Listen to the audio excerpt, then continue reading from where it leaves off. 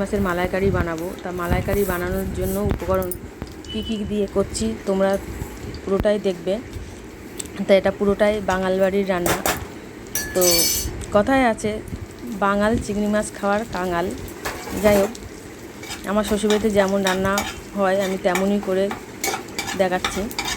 তো আমি মাছগুলো নুন হলুদ দিয়ে ভেজে নিয়েছি, বেশি ভাজিনি, অল্প করে ভেজে নিয়েছি। নিয়ে গোটা গরম মশলা, তেজপাতা, শুকনো লঙ্কা, জিরে ফোড়ন দিয়ে দিয়েছি। দেওয়ার পরে আমি যে নারকেলটা পেস্ট করে রেখেছিলাম এর মধ্যে এই অল্প আদা, লঙ্কা, জিরা বাটা দেব অল্প।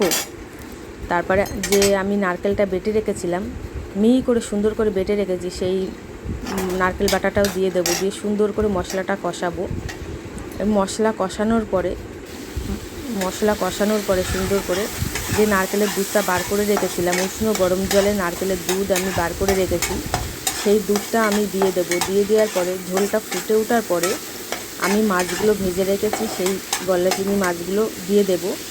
দেওয়ার পরে ভালো করে ফুটে ওঠার পরে আমি ওর মধ্যে অল্প ঘি, গরম মশলা, মিষ্টি দিয়ে নামিয়ে দেবো। এই রান্নাটা মিষ্টি মিষ্টি হয়, সেই জন্য আমি লঙ্কাটা কম দিয়েছি, একটু মিষ্টি দিয়েছি বেশি, যেহেতু নারকেল দেওয়া মিষ্টি মিষ্টি হয় রান্নাটা।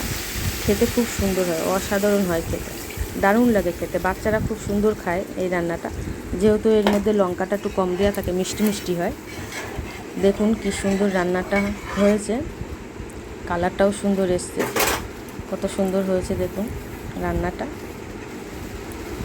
ঝোলটা ফুটে ওঠার পরে মাছটা দিয়ে দেবে। দেখুন কত সুন্দর হয়েছে চিংড়ি মাছের মালাইকারিটা।